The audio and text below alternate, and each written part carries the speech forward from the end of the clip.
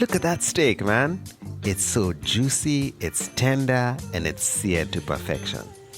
Hi, my name is Rags, and I'm gonna show you how to turn a notoriously tough piece of meat into a steak that just melts in your mouth. This recipe does not just apply to chuck steak, it applies to filet mignon, ribeye, or any other kind of steak that you'd like to fry on the pan. Salting the steak. So chuck steaks are inexpensive, but the reason they're inexpensive is because they tend to be really tough. So what we're going to do today, we're gonna get the meat to relax, and we're going to do this using salt. The salt pretty much draws the water out of the steak, and since we're going to let the steak rest for like an hour, what will happen is the juices that have been drawn out will go back into the steak. And I think this process is called osmosis, but don't take my word for it, because I'm not a biologist.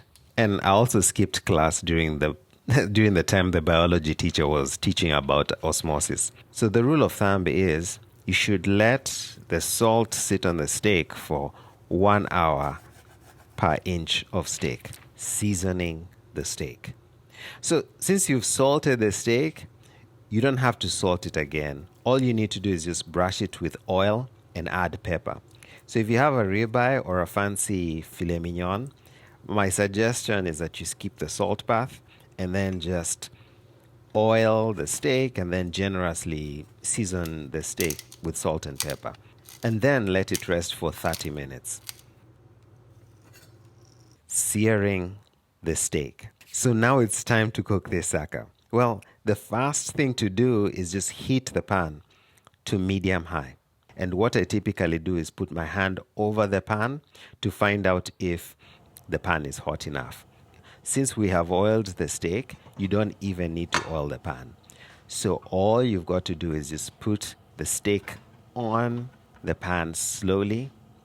And when you're putting in the steak, face the steak away from you so that the oil doesn't splatter back on you. Do you hear that sound? That's a searing sound. That's what you want to hear. A good sear means that you're going to have a good crust. Use the tongue to make sure that the steak is in contact with the pan.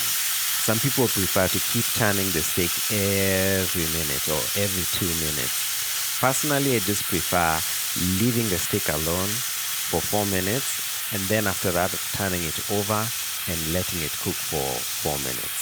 So after searing the steak, just add butter to the pan along with rosemary. And if you like garlic, if you like garlic bread, just add garlic to the pan.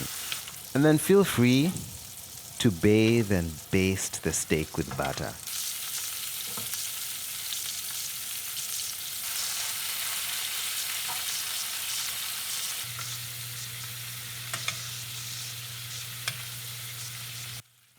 So here's a simple trick to tell the doneness of a steak.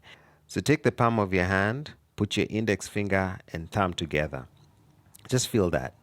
You feel that? That's rare. And then you feel that? That's medium rare. And then you feel that? That's medium well and well done.